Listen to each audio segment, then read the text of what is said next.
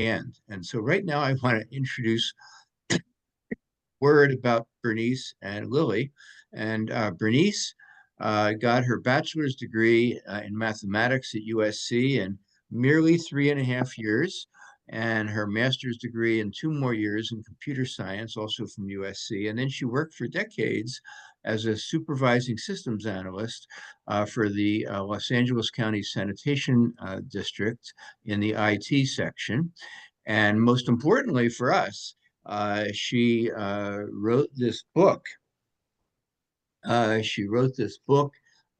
Which is Never Go Hungry Again, which is remarkably gripping. I loved reading it. And as a discussant, we've got our own Lily Cheng, the chair of our San Diego Chinese Historical Museum Board of Directors, who's also professor emeritus in the School of Speech, Language, and Hearing at San Diego State and the founder and director of San Diego State Chinese Cultural Center. So with that as an introduction, let's have Bernice get started. So we're happy to have you this morning, Bernice. Thank you, Dr. Stein. Good morning, students, scholars, and cinephiles. Do you know what a cinephile is? A cinephile is a person who demonstrates a strong interest for China, Chinese culture, spoken Chinese, Chinese history, and Chinese people. It's an honor for me to be here today. Thank you very much for carving out the time to join me. Before I begin, I would like to sincerely thank Dr. Lily Cheng for the opportunity to speak today, as well as for her exceptional contributions to San Diego State University, the San Diego community, and the many cultures she has influenced. Her leadership, dedication, and vision have been a source of inspiration for many, including myself. I greatly admire the powerful example she sets for all of us. Her achievements and efforts will create lasting ripples, fostering an appreciation for Chinese culture for generations to come. Now let me begin. Next. Next, please. A few years ago, I went to Anhui, China, on a short-term missions trip to teach English. To help students remember my name and begin learning English, I introduced myself in a memorable way. Today, I would like to introduce myself to you in the same unique way. Let me start by spelling out my name. Next. I told the students that they can remember my name because the letters BE stand for the word be, and the letter R stands for really, and the letters NICE stand for nice. So we have be really nice. Next. My last name is spelled with only 2 letters, NG. Next. Which can stand for nice girl. Next. So we have be really nice equals nice girl. Is the phrase to help you remember my name, Bernice Ng. Next. Okay, now that you know my name, I want to tell you briefly 3 little known facts about me. First, here's something that might surprise you. English was not my first language. I'm an ABC, which means always been Chinese. I actually grew up first speaking Cantonese. When I started kindergarten, my mom needed to learn English. So we switched to speaking English at home. Over time, I stopped using Cantonese, but I still understood it well enough to follow family conversations, especially when my parents discussed my mischievous behavior. Lately, I've become interested in learning Mandarin. I've taken a few classes, and although I'm not fluent yet, I really do enjoy learning it as a hobby. Here's the second fact. When I was young, I always dreamed of becoming a teacher. I went to USC, the University of Smart Chinese. However, while earning my bachelor's in mathematics, I took several advanced courses in abstract math. By the time I was nearing graduation, I was still pretty shy and felt that the only teaching role I could handle would be with younger kids, like second graders. I had some stinking thinking at that time, and I didn't want to pursue that path because I felt it wasn't worthy. since I struggled with so many tough math classes. Although my thinking was wrong back then, I decided to pivot and pursue a master's in computer science. This led me to a rewarding 38-year career in the IT field, where I stayed loyal to one company throughout. The third fact is I'm a huge fan of snacking. I'm constantly craving something to munch on, to eat, or to nibble on. Which leads me into the topic for today. Never go hungry again. Next. When you hear the words never go hungry again, you may think about Jesus as he replied, I am the bread of life. Whoever comes to me will never go hungry again. Next. Or you may think of Scarlett O'Hara's famous line in the movie Gone with the Wind, where she says, I'll never be hungry again. Next. Perhaps you might even think that Never Go Hungry Again is a cookbook. Actually, Never Go Hungry Again is the title of a book that I wrote, which shares about my mom's life story. Next. Just to clarify, the beautiful front cover photo is of my mom. I have received many compliments from people telling me that they think that photo is of me. However, it's not me. Today's discussion is informal and relaxed. Think of it as a coffee break conversation. I want to share a simple yet transformative idea, recording your parents' life story. My goal is twofold: to show you why preserving these stories matters and to share my journey of uncovering my mom's past in China, which led to a collaborative project to pen my mom's life story. I want to be a match that ignites your inspiration, to encourage you to capture your parents' lessons, experiences, and historical moments and embrace the power of storytelling. We often think life stories are reserved for celebrities or historical figures, but the truth is, everyone's story matters. Our parents who shaped us and taught us life's lessons have lived through struggles, victories, and wisdom that are part of your history. Let's preserve these treasures before they're lost. Next. Have you ever wondered? These are things I want you to ponder over. Have you ever wondered if you might have never come into existence? How does thinking about the possibility of you not existing change your perspective on life? What are some factors or events that had to align perfectly for you to exist? Have you ever thought about how your parents' choices directly affected your existence? These questions, along with many others in your life, can be answered as you immerse yourself into the life stories of your parents. Next. Today, I will concentrate on 3 big reasons why I feel it is important to record your parents' life stories. Afterwards, I will be sharing about my own experience of recording my mom's life story, and I will be piquing your interest with her intriguing life. Next. The first reason why their story matters: time waits for no one. Tomorrow is never guaranteed, and time moves quickly, often slipping away unnoticed.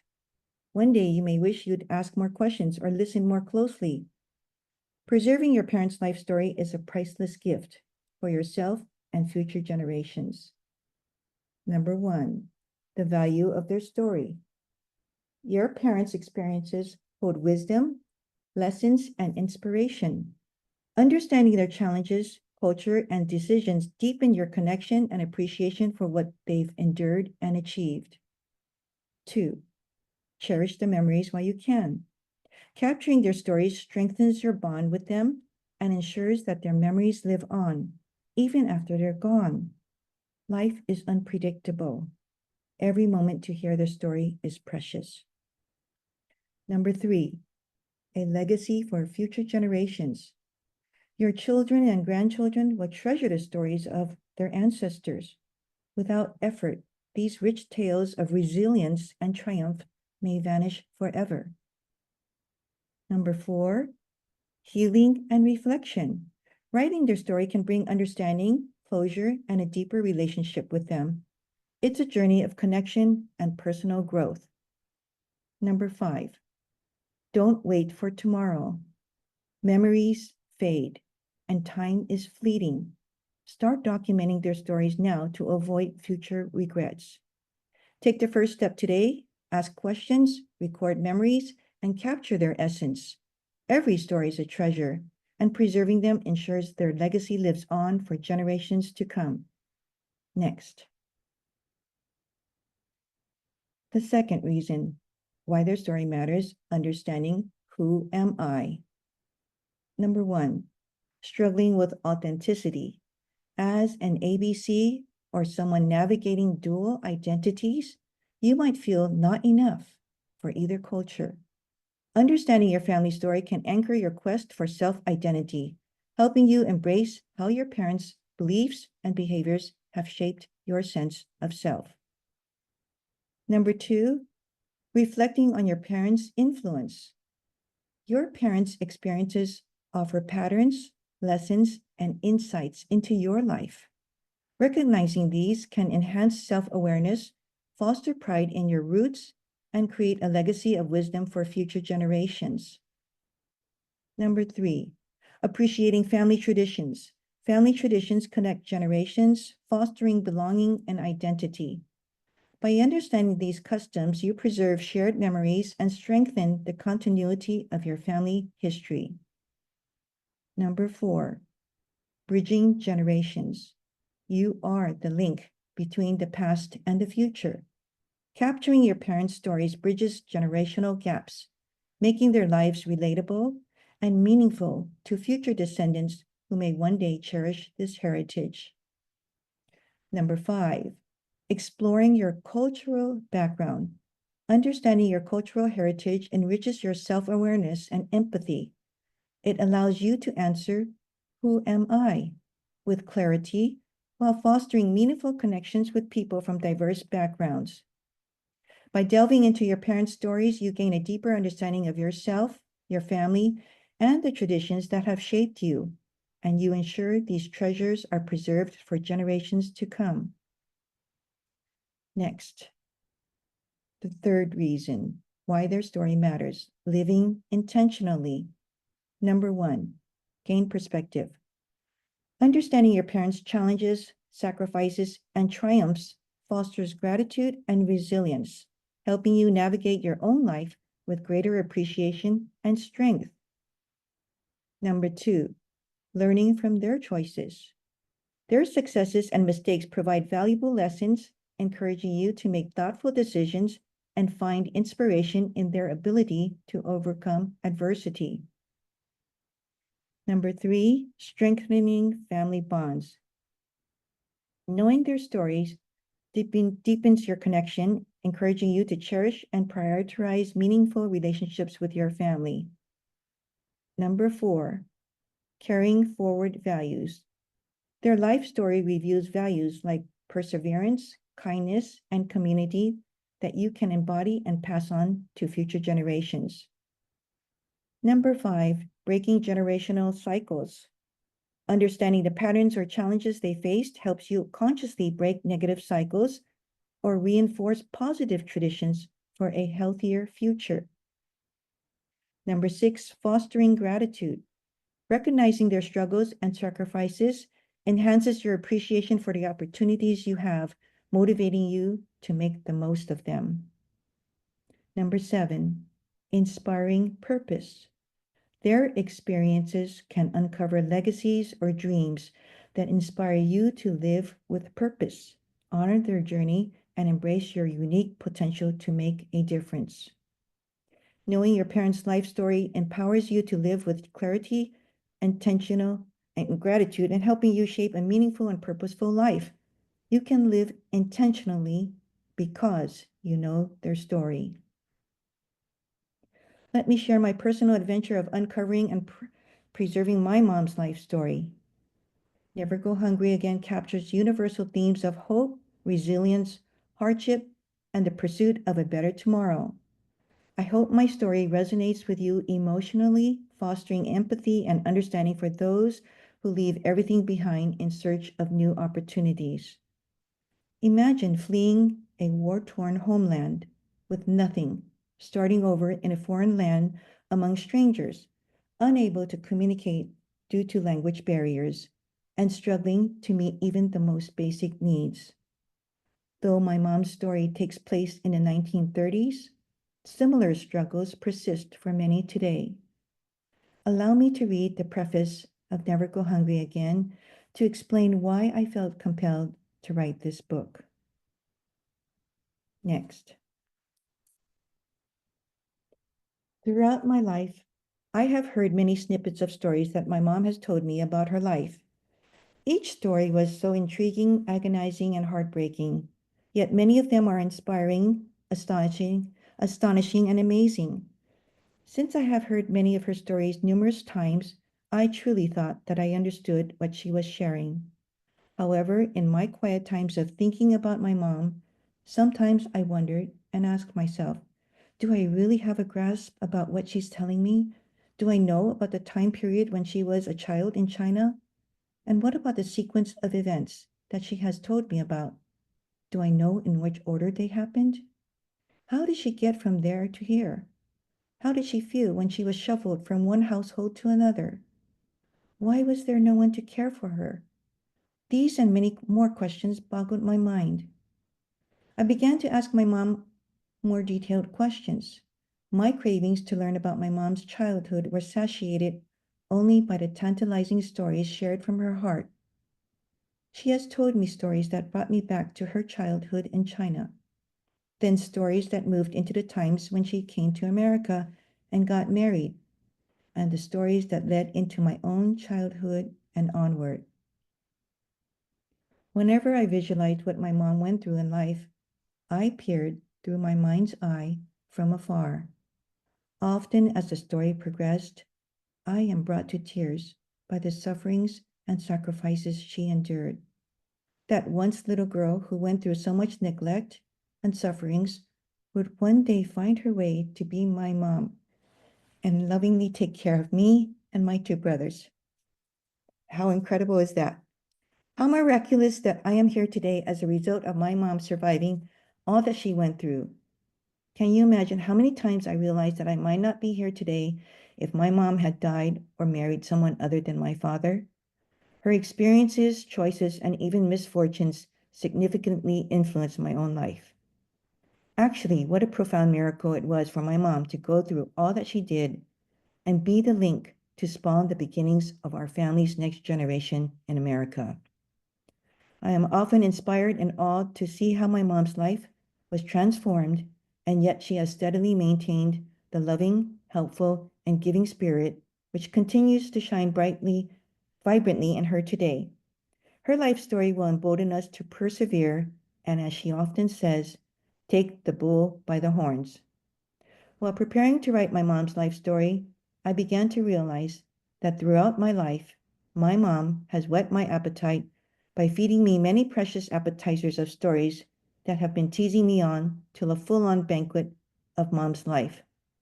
Put a nickel in her, and she will fascinate you with the stories that have been captured and Never Go Hungry Again.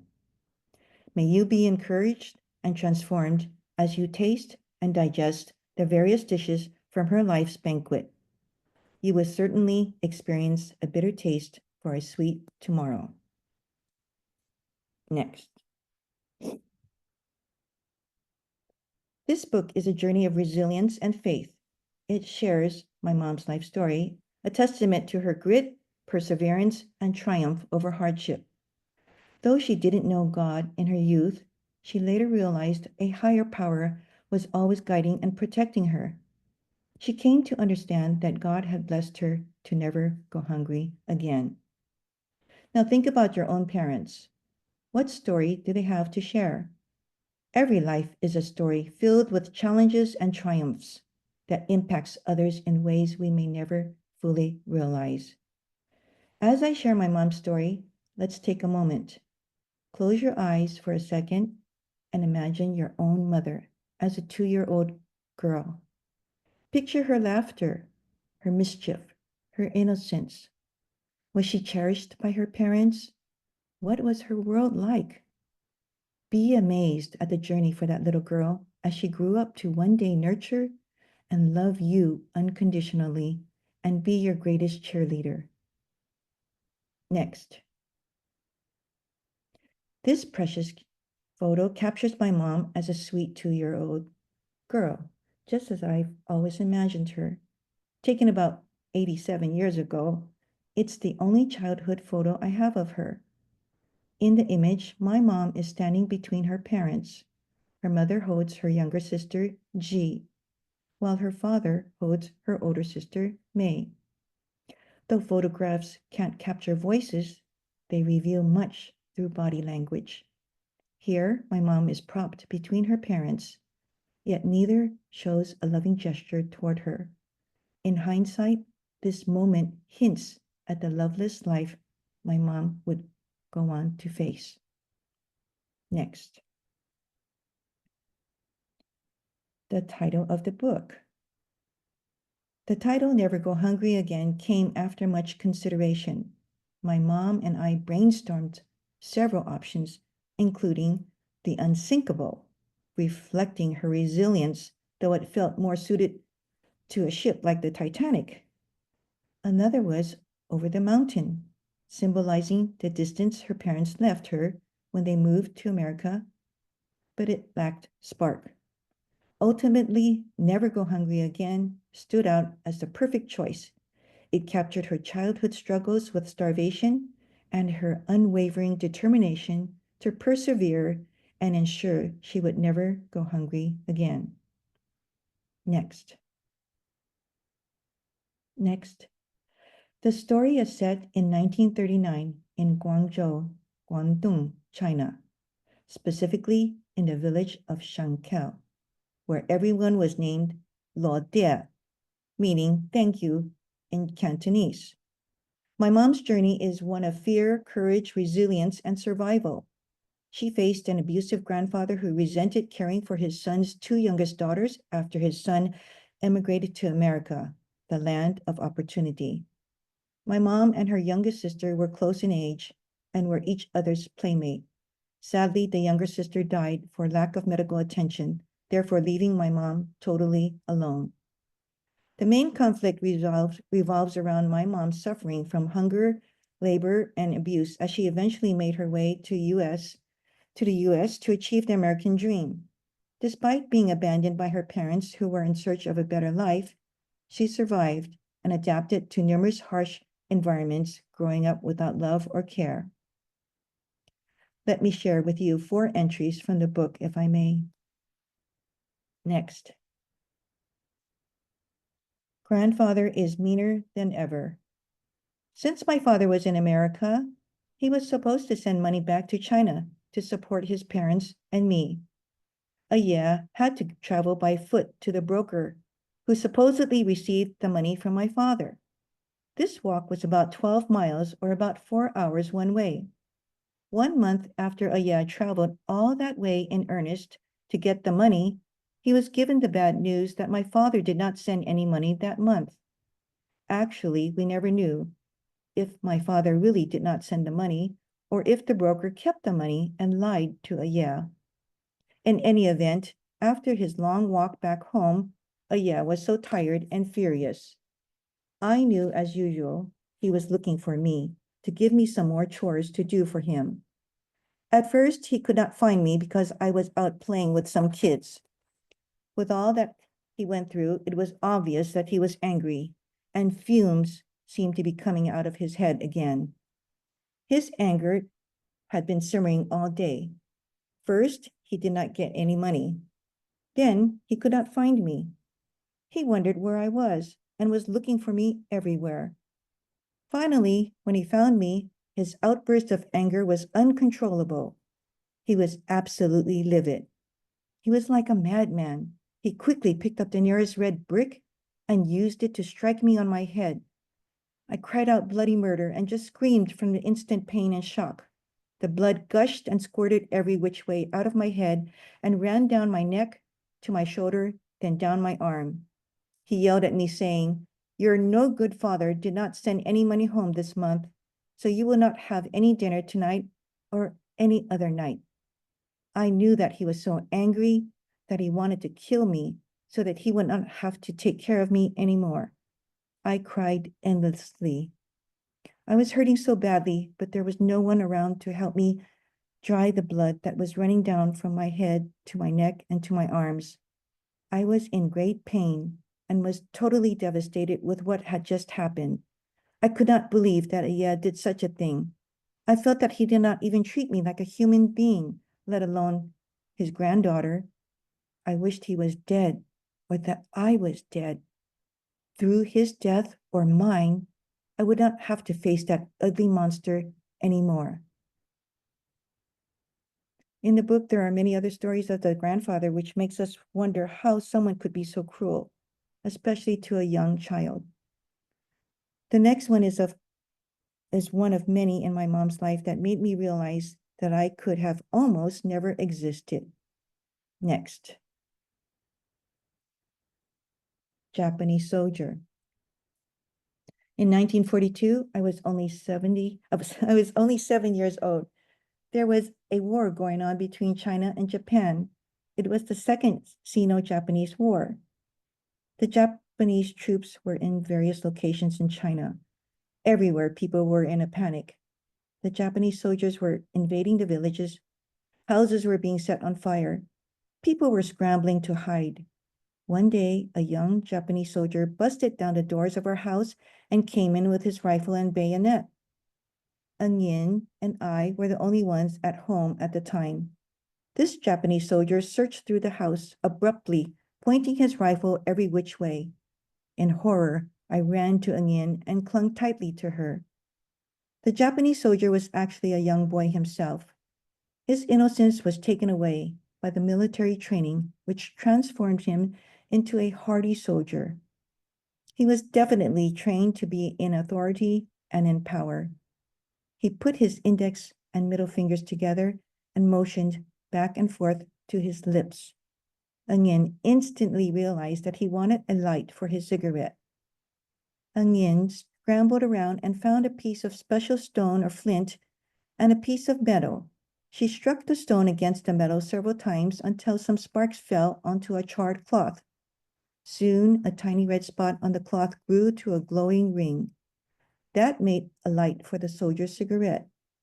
The Japanese soldiers were trained to kill, but this one soldier had a good heart to leave Onion and me unharmed. After Onion made the light for the soldier's cigarette, the soldier was content enough and hurried off. This all happened so quickly. I was still in shock for some time. We were so fortunate to be left alive and unharmed. Meanwhile, the other soldiers outside our home, just about 20 feet away, were killing the people in their houses or killing people who were hiding in the haystacks. Those soldiers were setting all the houses on fire. Right then and there, I thought there was some higher power that was watching over me. At that time, I did not know who God was.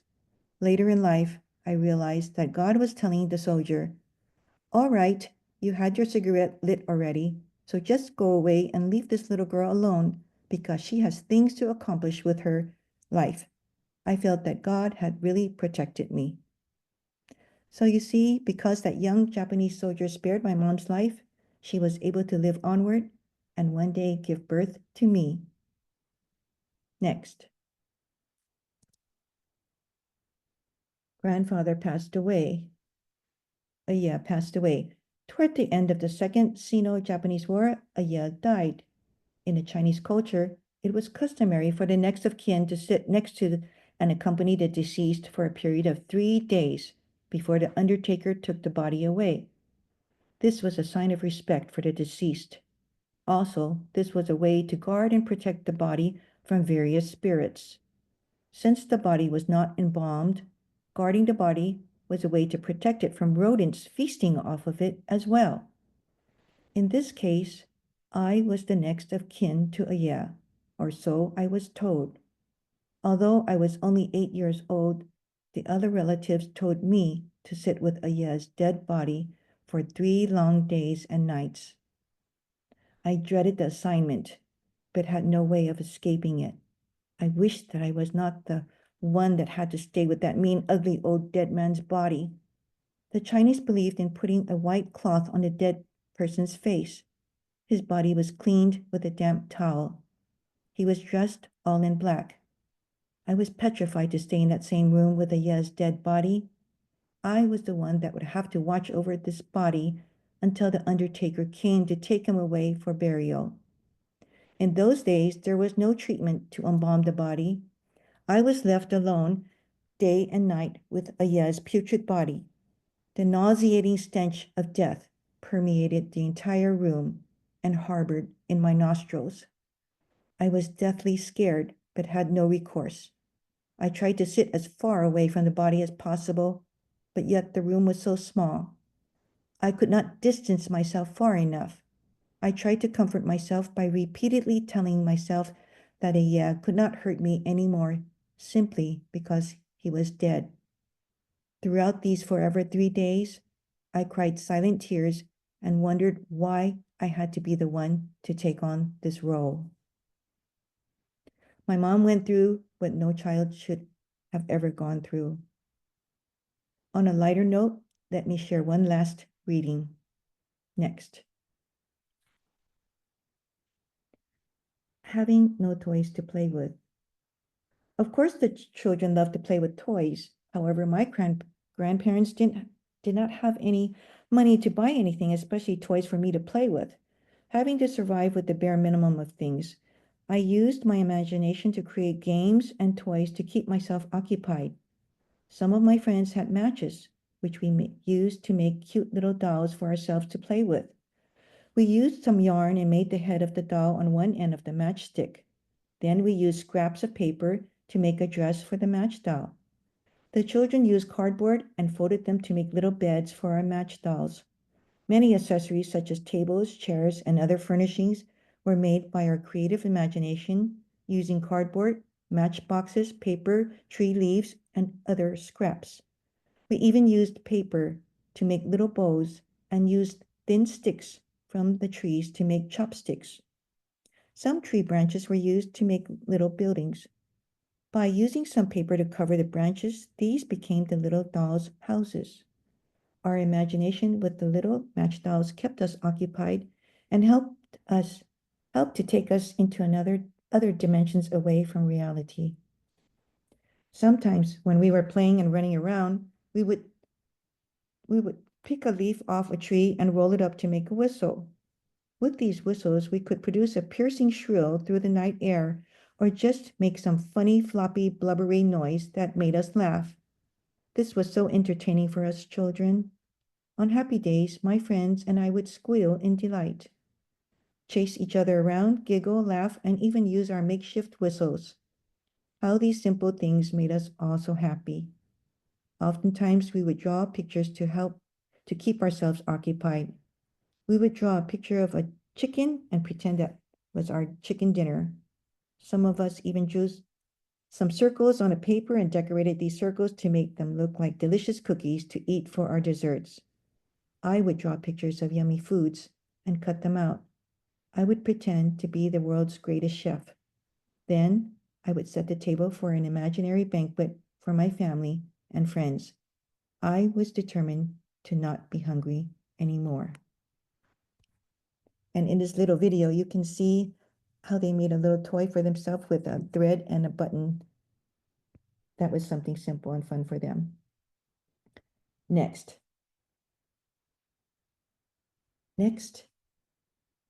As the story progresses, you will find how my mom became a paper daughter, and instead of missing the boat to China, she missed the boat to America because a mouse ate some important documents of hers. Next.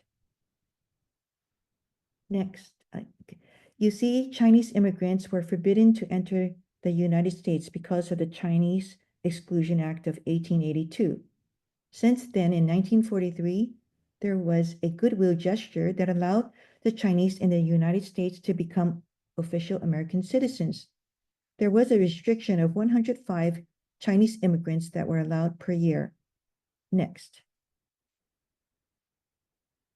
Looking back at history, when the 1906 earthquake took place in San Francisco, much of the city was destroyed, especially by fire.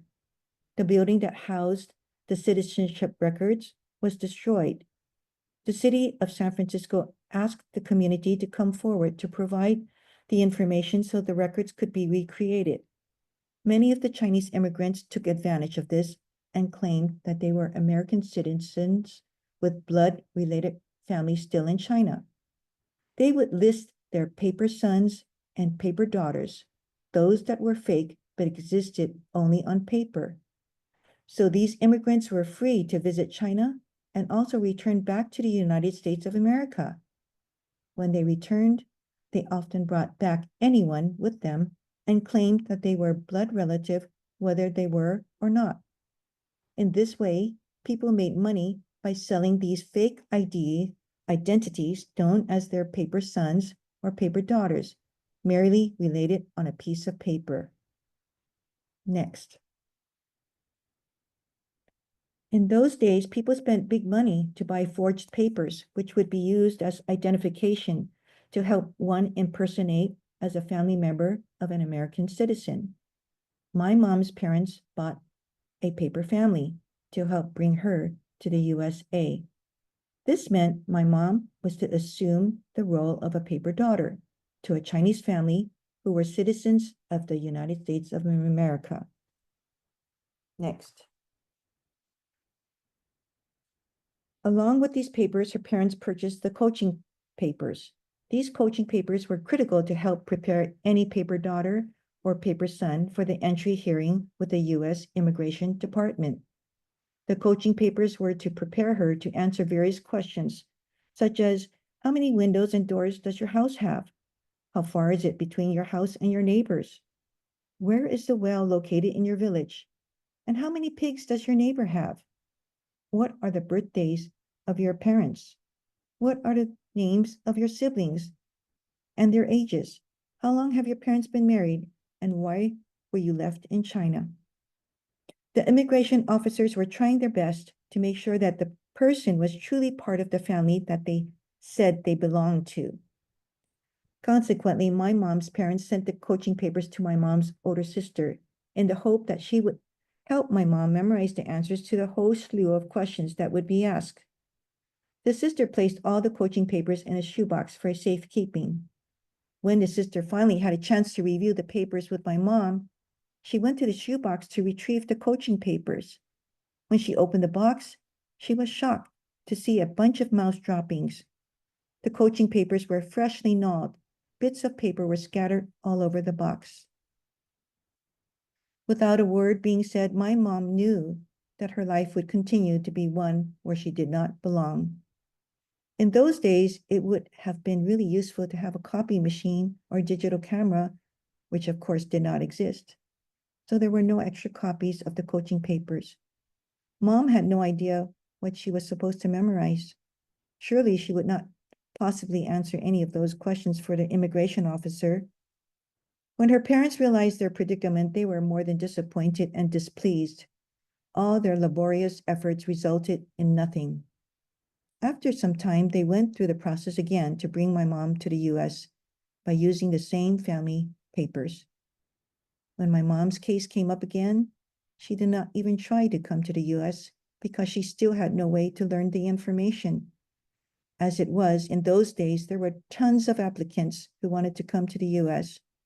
Her case was then detained and placed on a back burner. Surprisingly, her parents reapplied for her once more.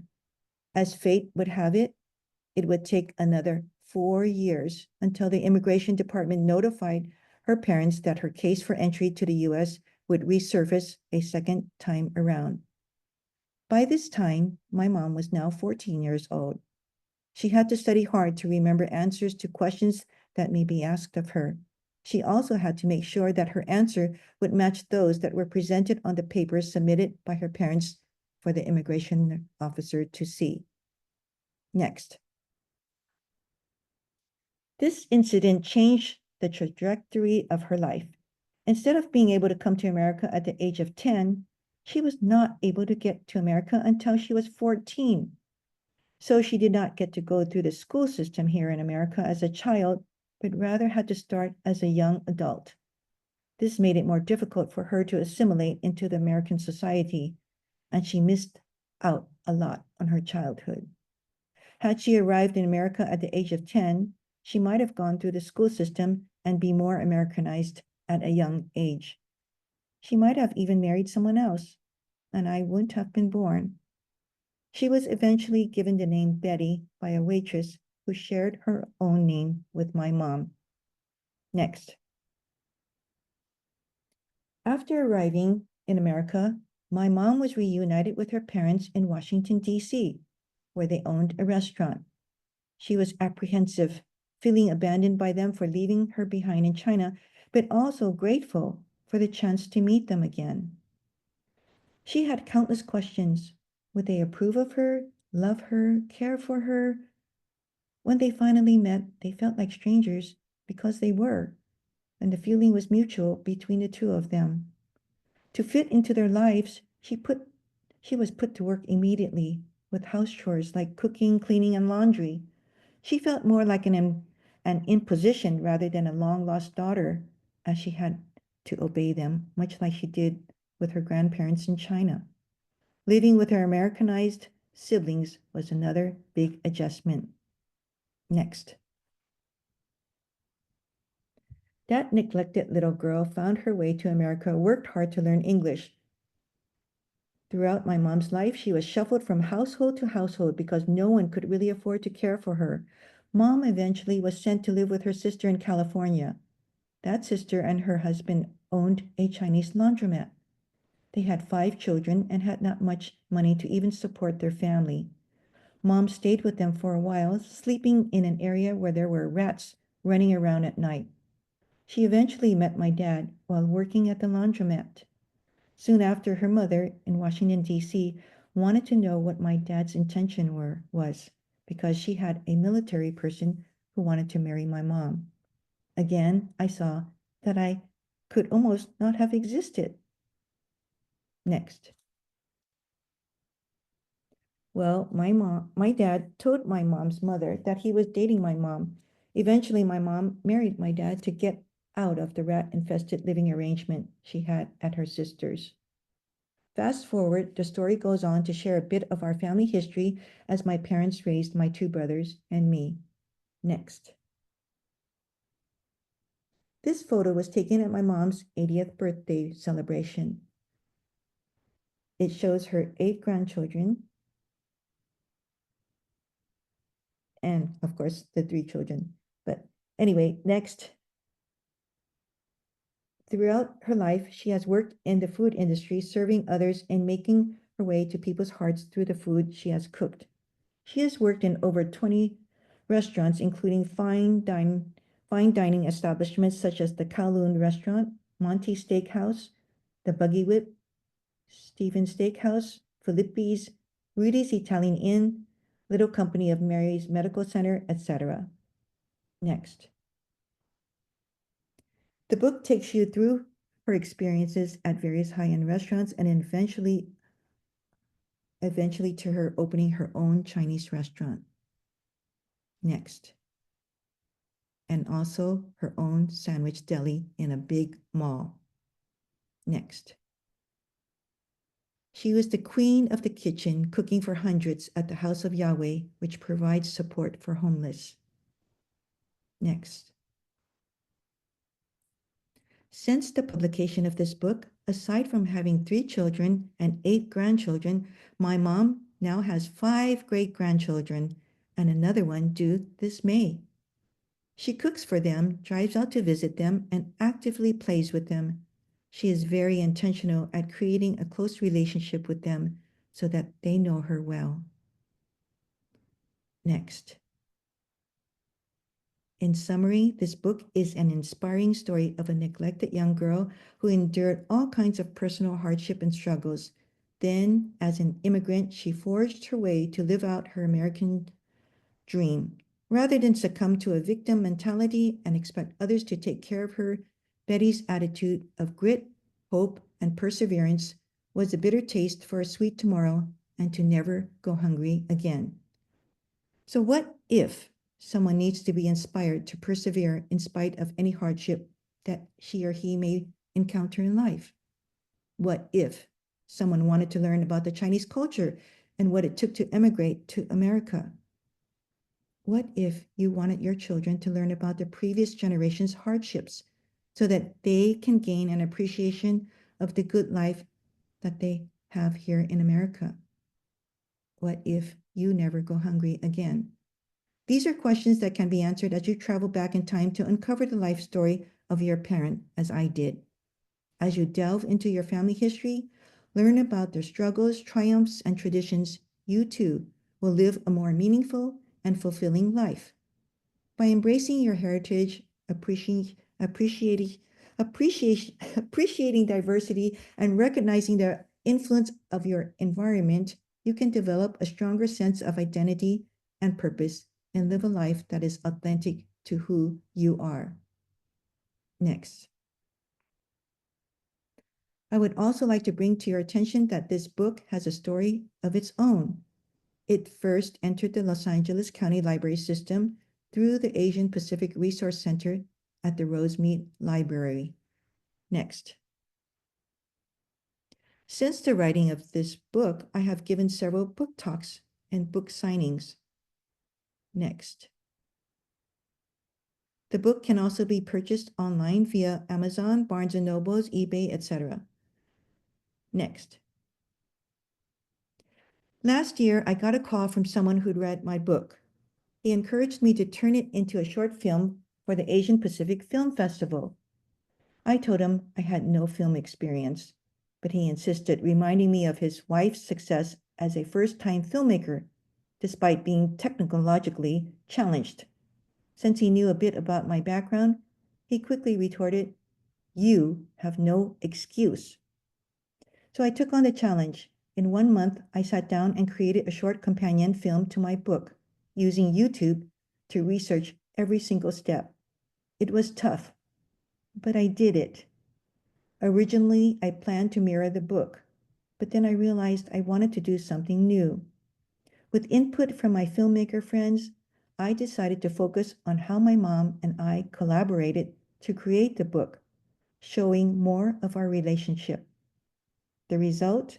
My first ever short film was featured in the 2024 Los Angeles Asian Pacific Film Festival, formerly known as VC Film Fest, which celebrates Asian Pacific American and Asian international cinema. Here it is. Next.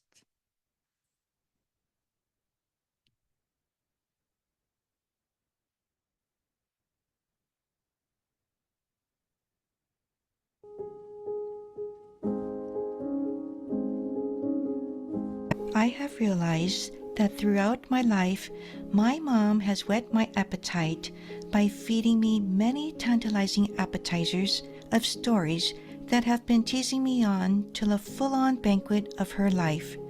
Stories she shared were so foreign to me. I was sizzled, crackled, and baked in America. She was baked to perfection in Guangzhou, formerly Canton, China. She worked hard in the rice fields, but because there was not much food, she was almost always hungry. I visualized my mom as a little girl. That image had a tart glaze of a mixture of abandonment folded into loneliness. I craved to learn more. As she was chatting away on the phone, I interrupted to ask another question. "Mommy?" She suddenly snapped at me. She said, "Don't call me Mommy." I asked her, "Why can't I call you Mommy anymore?" She was boiled over and retorted, "Because I never had a mommy. Her parents had abandoned her when she was only 4 years old."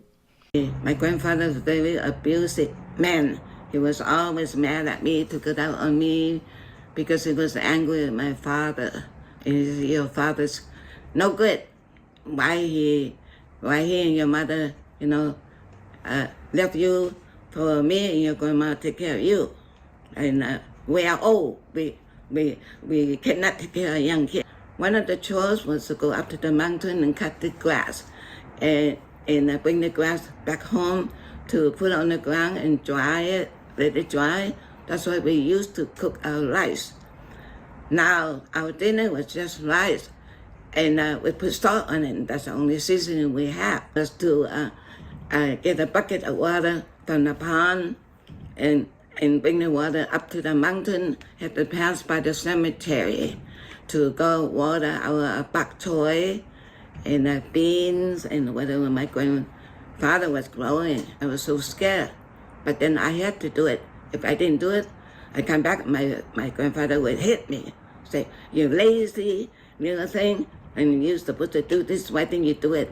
So I was abused by my grandfather.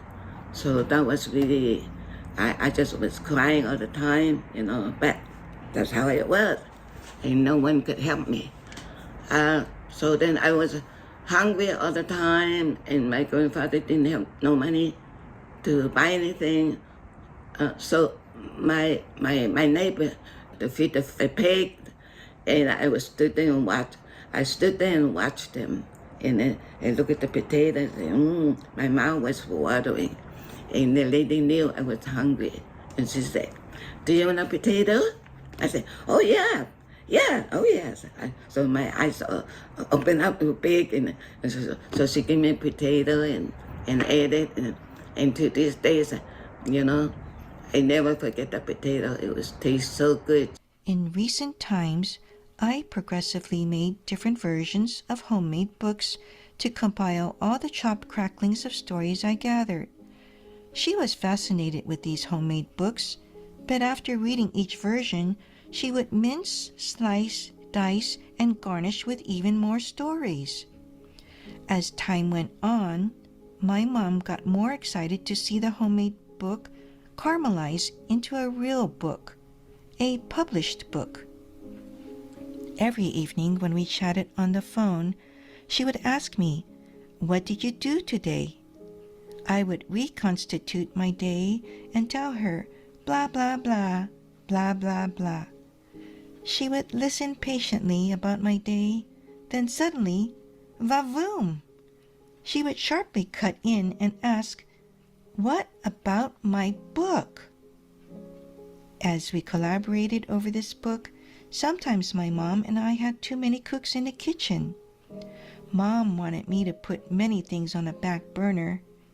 I never intended to write a book, but I quickly learned that I had to cook on the front burner. It seemed the book was already stewing all along. Many thoughts were marinating in our minds. As we collaborated more and more, the book began to take on a flavor of its own. It was bittersweet, yet blended with grace and a pinch of joy. Her recipe for life includes such ingredients as strive for survival, perseverance, determination, grit, zest for life, and take the bull by the horns. Spices include seeds of love and happiness, warm family, bunches of friends, and of course, delectable food. This recipe is now on a silver platter for our family's next generation, who have also devoured the Never Go Hungry Again motto. Learning about the meat and potatoes of my mom's life and seeing how she made lemonade out of lemons helped me to love and appreciate her even more. The bitterness of her life evaporated, leaving exquisite taste of gratitude, love, and generosity.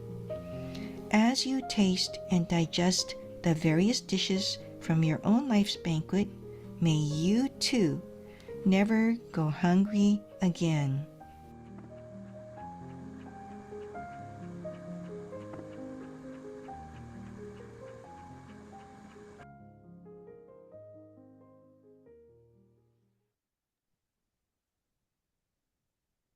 Thank you. As you can see, I faced many challenges in writing the book and creating the short film. I'm neither a professional writer nor a filmmaker, and you don't have to be one either. It's about being a good listener, capturing memories, and asking the right questions. It's the small moments and big milestones that paint the full picture of your parents' lives. But this isn't just about words on paper. It's about connecting with your parents. It's showing them that their lives matter, expressing gratitude for their sacrifices, love, and support. It's a way to ensure their legacy endures long after they're gone. So I challenge you, take the time, ask the questions, and write down their stories, not just for them, but for you, your family, and future generations. You'll never regret preserving their history. If I've done my job today, you'll see me as the match that lit your fuse. I challenge you today to say, I have to do this now and get started. You can do it. Don't wait for the perfect moment. Create it. You can be the bridge that connects the past to the future. And remember, you'll never get credit for the story you never wrote. Now, it's almost lunchtime. I'm getting the munching feeling, and I want to never go hungry again. Thank you. Bernice, let me represent everybody who's listening and to say how wonderful your talk was. And I have to tell the people who are listening, if they haven't bought your book, they need to, because you go into such detail with your mom's life. And I've never read a story of perpetual day-to-day hunger so movingly as I have with your mom's words. So that's that. I have like a couple of questions to ask, and then we're going to have Lily as the discussant. But let me quickly go through the questions. First is, I didn't realize until the rehearsal that you were going to be stressing the importance of storytelling. And I'm wondering, and first of all, I have a regret. As soon as you said that, I was moved. And I realized that my grandfather, who grew up in Ukraine and came to the United States in 1905, they were about to send him to Vladivostok to be in the first to be in the 1905 Russo-Japanese War, which the Russians lost, and he probably would have been killed. And instead, he came to the United States. Never had any ability to talk with him about his childhood. My father had an equally complicated childhood, growing up born in the Austro-Hungarian Empire, moved to Delaware, had an abusive relationship with his stepfather, never had a chance to talk with him. I realize these are missed opportunities. At what point did you realize that the importance of storytelling was so key as you're starting? Did you realize it from the beginning, or did it start to grow on you as you were getting your mom's history more and more? Well, to be honest, since Dr. Lily asked me to speak, I didn't want to just focus on my mom's life story because her story is very special, of course, to me because she's my mom. But there are many immigrants who go through such tough challenges, and everyone's story is so special. But I wanted to somehow weave in my mom's story to the importance of capturing the life stories because that to me is a major, a very important fact for us to take care about, because once we're gone, once the next generation's gone, I mean, all of that life stories will be gone. People won't remember after one or two generations. And I also wrote this story for my children because I feel like the younger generation nowadays, they don't really, maybe they don't appreciate or they're not mature enough yet to understand or how they got the good life that they have now. And that's how I kind of started writing my mom's life story too. Well, thank you. Two other quick questions, then we'll go to Lily. My second question is, you've had a lot of highlights in your life. You got your bachelor's degree in under 4 years. You got a master's degree. You worked in the IT department at San Diego, LA County, and you raised 4 children. But where do you put your writing of this wonderful book in your achievements? To me, it seems like it's a major highlight. What do you think? I don't really think of it as major, but maybe it is. I guess it is an accomplishment. It was a labor of love, really. Um, as you saw in the film, my mom, it was just evolving by itself. I didn't mean to write the book, and I was just taking notes, and pretty soon it snowballed, and my mom was looking forward to it becoming a book. And like I said, it had a story of its own. The journey has been amazing. I've met many people, and that's another thing I want to encourage your students or whoever wants to write about their life story. It is an adventure, really, and it opens new doors and connects you to people. Um, yeah. Okay, well, thank you for that. And my last question, and then we'll go to Lily, is uh, the issue of your mom being abandoned by her parents, and she was so little, and she didn't even know why they left her. She thought, gee, I must be worthless. My parents left me. They barely said goodbye. I'm being raised by these grandparents, and a grandfather is this awful person who uses me. And you've got to, by the way, buy the book to read about this. It's so interesting. And I was wondering because my late wife had a relatively similar childhood in the sense that her mom died of cancer when she was an infant, didn't even know her, and her dad became distant, remarried, had very little to do with her upbringing, and she was raised by her grandparents. And she, for the rest of her life, very strongly felt this loss, and it affected her interactions with people. And I'm wondering, could you tell us how whether your mother was able to overcome this terrible loss and this feeling of inadequacy as a child, and then, or whether it affected her for the rest of her life?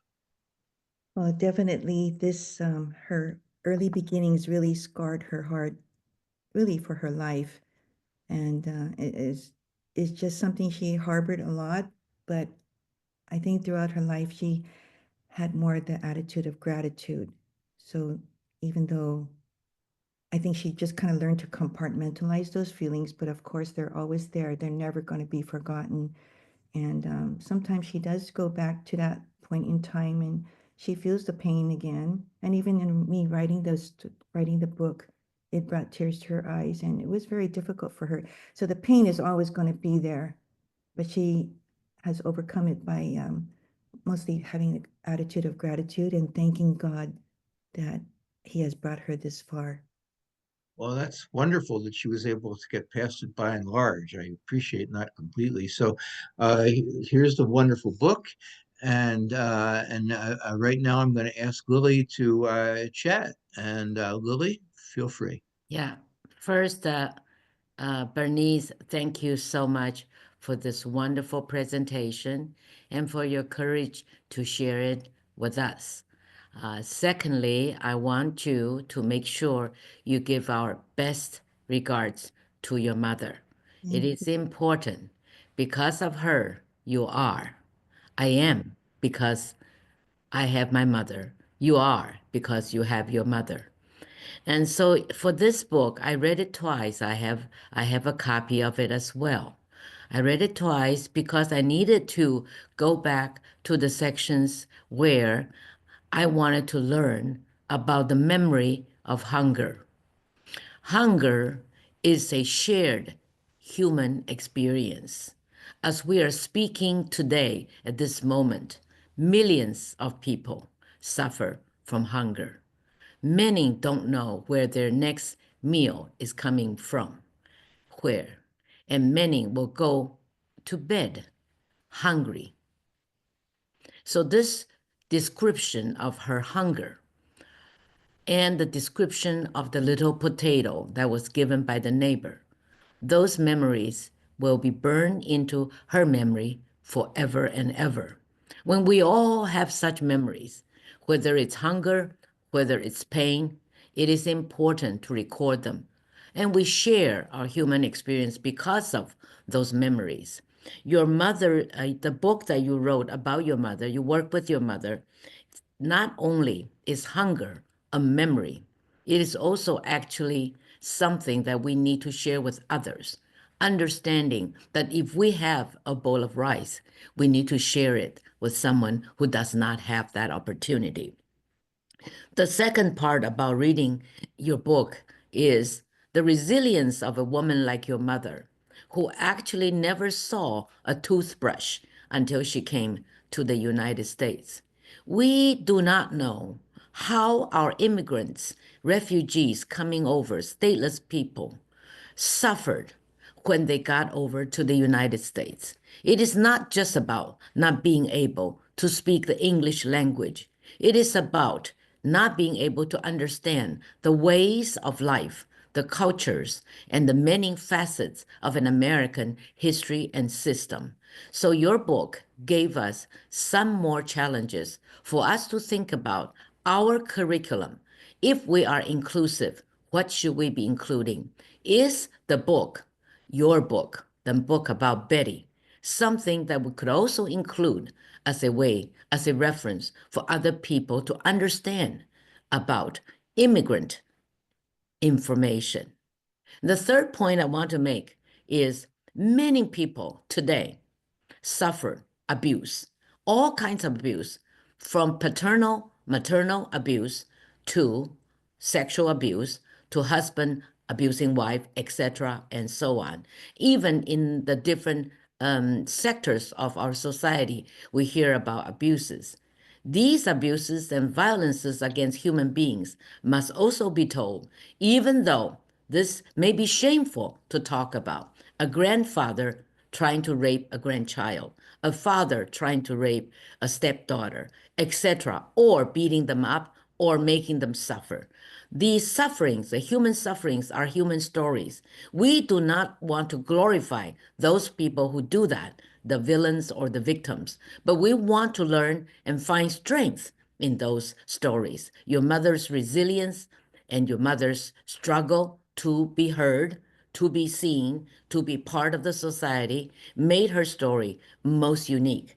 And finally, I wanted to say that I personally recommend this book and I will write a review about it for your mother. And I also want to encourage myself and those who are in the audience today to think about sharing their legacy, their stories. And the time is now, and it should be very impactful. So again, I thank you, Bernice, for doing this, and I hope you will continue your journey in searching for yourself, your own identity, and in searching for the identities of others, and share your story with the children that you have and the grandchildren that your mother has, and the best of luck. And may the year of the snake bring your family great, great joy. Thank you. Thank you. Thank you. Uh, th First of all, thank you, Lily. And at this point, Bernice, I'm going to ask you if you have any thoughts based on what I've said or what Lily has said. And we're also going to have Elizabeth right this second start to collate the viewers' comments and questions. And then we're also happy to have questions from the audience. So Bernice, so do you have any other thoughts or should we go to Elizabeth with questions from the audience? Well, I just wanted to thank Dr. Lily again for this opportunity. I mean, I am not a good public speaker, but Oh, with her you did a great job, Bernice. You did a wonderful job. with her perseverance and her genuine interest in this topic, I mean, I felt very honored to be a part of your cultural museum history here. And Well, we feel congratulations. honored to have heard your mom's story and to hear the experience that you've had in growth in creating this memory for your family and for all of us. This is absolutely wonderful. Has your family expressed appreciation for you creating this? Yes, they have very much so. Elizabeth, what have we got from the folks in the audience? And Okay, I see Esther Schifrin is here, whom right. I always love to see. And if any questions, feel free to ask. So there are a couple of comments from the audience that I think are very, very relevant. And I've been gathering the names of people whom I think would like to address you, Bernice, and Esther is the first person on the list. Esther, I know that you have your video on. There we go. I'm going to add you as a spotlight. Thank you so, so much for this story. I will absolutely read your book. My family was in Shanghai for more than 100 years. And as British, we were interned by the Japanese, who were extremely cruel.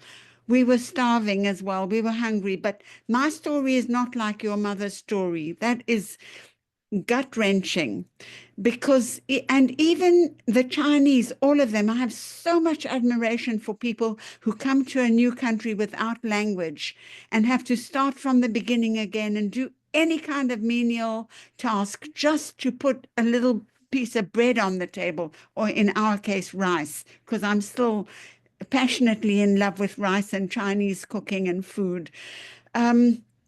We used to eat rice and soy sauce because we didn't have food. And I played the button game all the time with a zzzz, it used to zizz along. And we made paper dolls. We had nothing as well. But as hard as it was, and it was hard because we didn't know if we would survive the war, the Chinese suffered iniquities in most horrible punishment. And Chinese girls, I think, had more of a painful time than the boys, because the boys were valued more, especially in the older generations. And what your grandfather did to you was unconscionable and unforgivable, unforgivable. You have moved me so much, more than almost anything I've read or heard as an account from anyone. And I really want to thank you very much for doing this. I want to read your book, and I'd love to then talk to you about it afterwards, because so please, I did interview my parents over 17 years and got all their story before publishing the whole thing about the internment in Shanghai and the different ethnic groups, which my book is not only about me, it's about everyone. And I can't encourage people more to write, get it before it's too late. But my parents didn't want to talk about the pain for years and years and years. That's why it took so long. And my own children have heard me speak publicly, but they don't really want to read the book in depth. They can't handle it, I think. But the grandchildren are more interested. So yes, get it there. And thanks again. Thank you. Thank you, Esther. Mm. Okay. Yeah. Elizabeth? Thank you very much, Esther. Right. Very nice to hear from you, comparing your own experience. I mean, it's slightly different, as you mentioned, but you also have the experience of documenting family histories through the creation of a book. Well, that's right. That's, if I may say, Elizabeth, that's the thing. Esther has done this, and Bernice has done this, and some of us, or maybe most of us, feel that we've missed our opportunity, and possibly we might be able to do something for our kids, because in my case, I've missed the opportunity with my mom, my dad, and my grandfather. And I'm going to talk to my kids tomorrow and ask them if they have any interest in my writing my stuff down. Right. Elizabeth, what else do we have?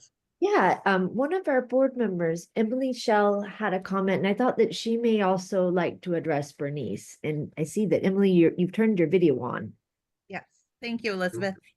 And Bernice, I spend a lot of time in Zoom meetings with educators as my work, day in and day out. And I think this is the first time I've actually ended up in tears during a Zoom engagement. And I've been texting my sisters because, like you, Bob, I've lost my chance to really gather both my mother's story and my grandmother's story.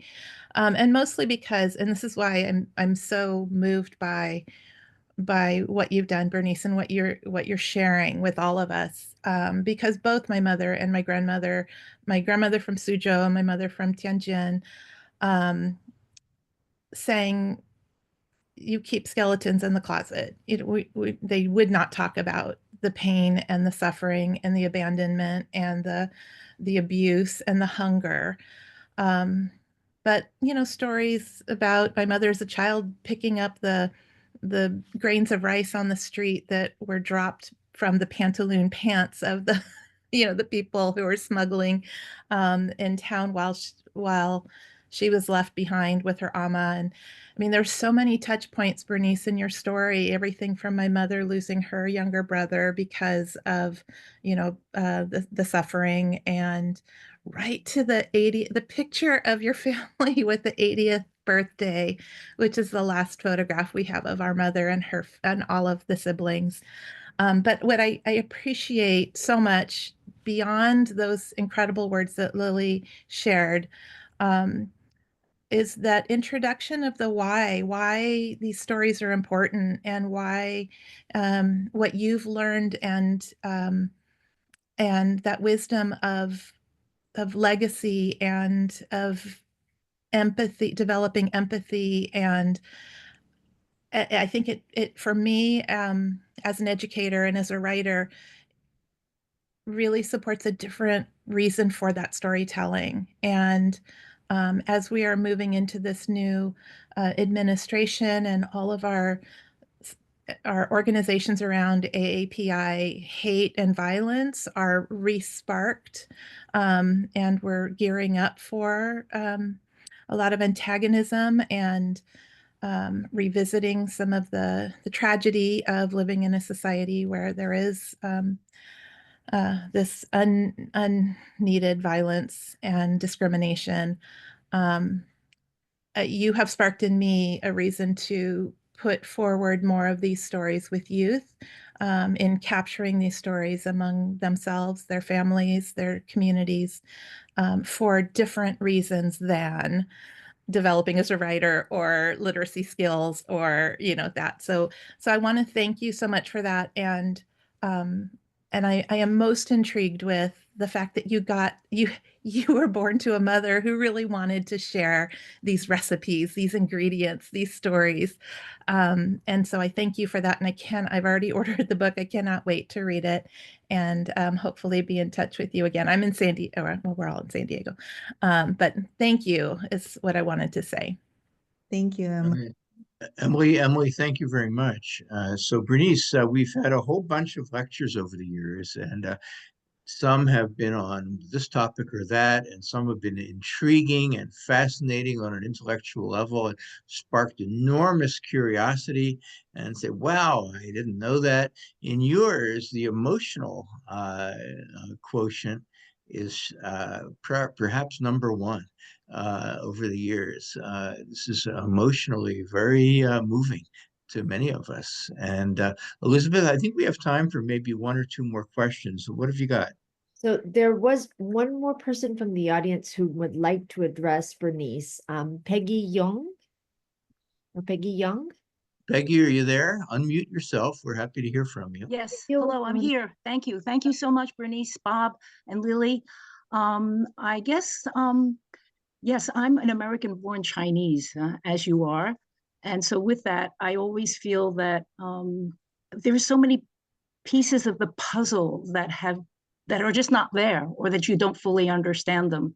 And so the question that I had was whether or not, and I think Bob also partly answered the question, is whether or not you've been supported in your journey of writing down, getting the stories, or did people, and how were your siblings supportive?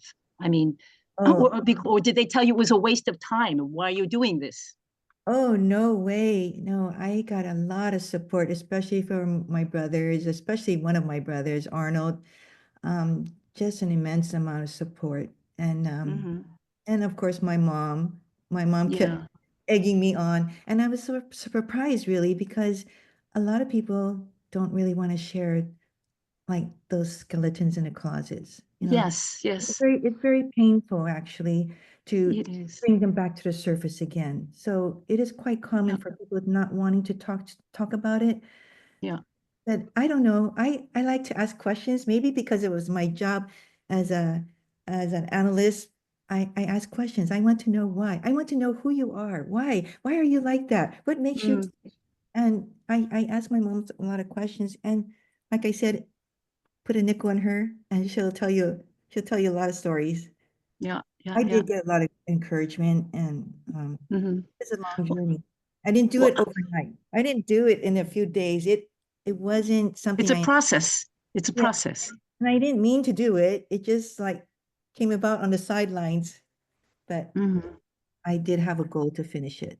And I do, that's why I want to encourage whoever's watching this. Uh-huh. It is Okay. No, because I feel also the immigrant process in my parents, or what they, I think that my mother, when she came here, she went through a trauma, and that was the reason for the skeletons in the closet. She would talk about them, but always in bits and pieces. And so right, as they start to take form and color, it's turning out to be kind of a story for myself, huh? But right. yes. How old was your mother? Or how My old is your mother? she is 89 right now. 89. Okay. Well, my mom, she was 94. And so with that said, I mean, it was hard putting my head to that point, you know? And Right. yeah. And then my next question, just one last question is, what is your vision of the Chinese American to come?